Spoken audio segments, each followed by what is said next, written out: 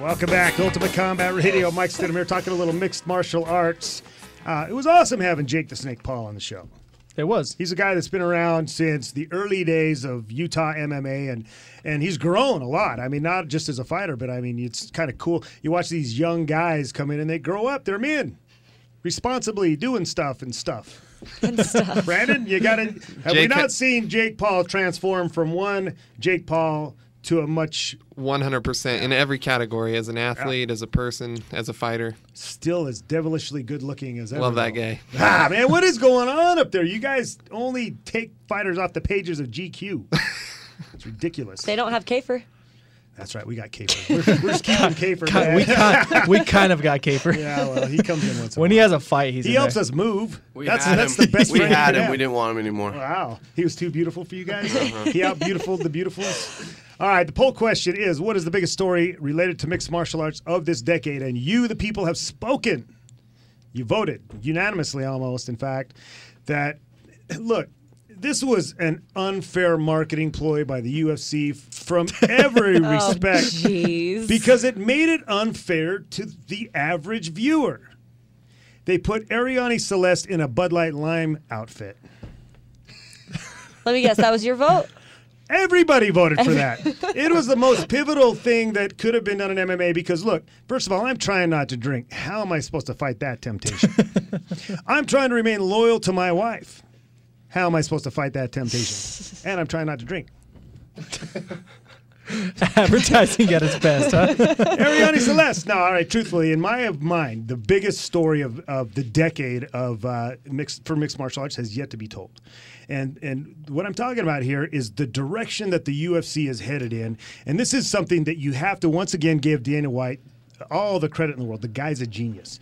The NFL, the NBA, and Major League Football have tried for years to become global commodities, and they've failed in every respect, and I'll tell you why. If you're in Uganda and you talk to your average Ugandan and show them an NFL game, they're going to look at it and go, oh, well, we play soccer over here.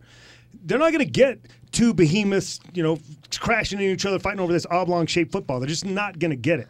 Baseball is a sport that you really have to love and be involved in, the finer nuances of it, to even appreciate it in the slightest bit. I mean, it's just not exciting. It's like watching paint dry unless you know the little strategies that are going on. And basketball is kind of the same way. First of all, you have no connection with your audience because 99.9999% of the people watching it will never be 7 foot tall. They're never going to be able to play at that level, so you don't have any self-fulfillment when you watch the fights. Combat, fighting in its rawest form is ingrained in every tradition, every nationality, every culture. It's ingrained everywhere. So you can pass by a fight and you know exactly what's happening. And most people can look at it and say, oh, that guy's beating that guy. There are nuances that you might want to change the direction of that. There are nuances of the fights that are that you're gonna have for the more sophisticated fighters. You can always grow and learn with the sport because it's always growing and becoming bigger and better. But it's at its rawest form, it's something that people can glom onto.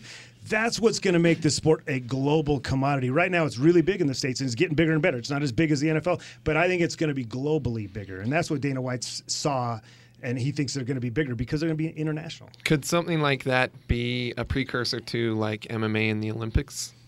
Without a doubt. You'll see MMA in the Olympics one day. I don't think they're ready for it just yet. But I think, again, when baseball was super big in America, it didn't necessarily catch on internationally, and so it wasn't something that was in the Olympics years ago either.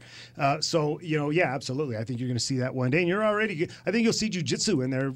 Isn't that already kind of a demonstration sport or one of the two? Or if it's not, it's going to be pretty quickly here. That's getting bigger and bigger nationwide, or internationally. There we say it. That's my opinion. What do you guys think, man? Did you make that up, Mike? Yeah. Was that all original material? That was brilliant.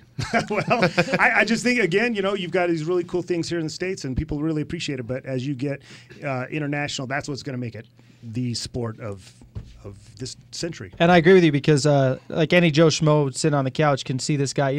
You got these obviously GSPs, these chiseled guys, but you have the Roy Nelsons, these big, Right.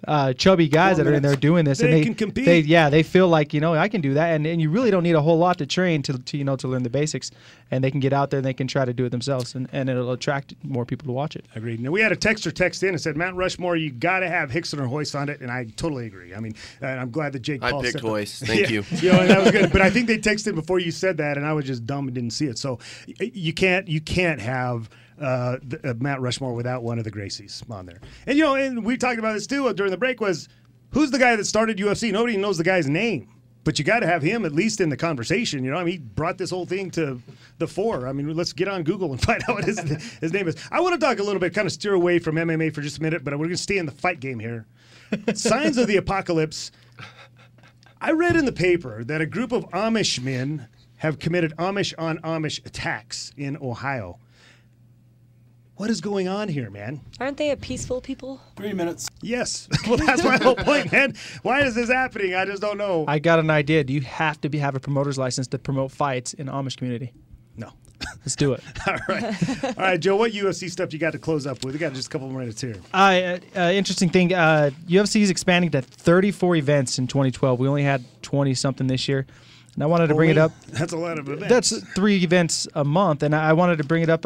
Do you think it's too much? Do you think that people are kind of going to get sick of it? Or what are your thoughts on that? I don't think people are going to get sick of it because I really feel like the fans are going to grow and the people that want to watch it is going to be there. I just think you water down the product to a degree that now they're going to have to be forced to promoting fights that as big marquee fights that aren't necessarily big marquee fights. Example, if Green Bay Packers were playing the Cardinals this weekend, Fox is going to say, Packers versus the Cardinals, and they know that's just going to be a blowout game. 2 minutes. And so that's what the UFC is going to be forced to do. They're going to be relegated to having GSP. He's defending his title against Mike Stidham.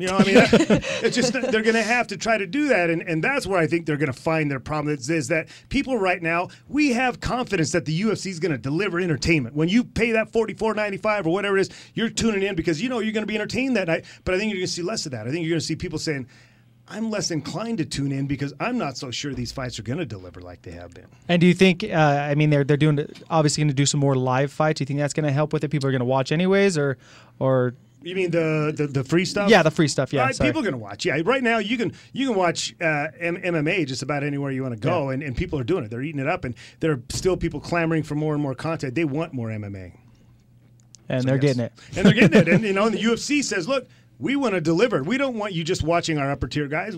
I think the UFC's vision is they want to be little league MMA all the way up through the NFL. To 1 minute. The big pros. And what about the simultaneously the Japan and Las Vegas show going on at the same time? That's part of the global concept. I think you're talking about Dana White saying, look, we're not just going to put something on here in the States. We want to put something on in Japan that's relevant in Japan, as well as something in the States here that's relevant in the States. And you're going to see as they continue to grow. And again, he's thinking so big that you got to realize that in certain parts of the world, what's happening in other parts just really isn't relevant to them unless you make 30. it relevant. So I think his foresight has been amazing.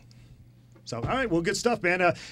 We got Mushin fighters fighting. Is it next week or 2 weeks from now? What's going on? October 28th. October 28th. It's Mushin versus the world. I think we have an opponent in every fight that night. Good stuff, Brandon. You guys are tearing it up there. If somebody was interested in taking training up there, how would they go about doing it?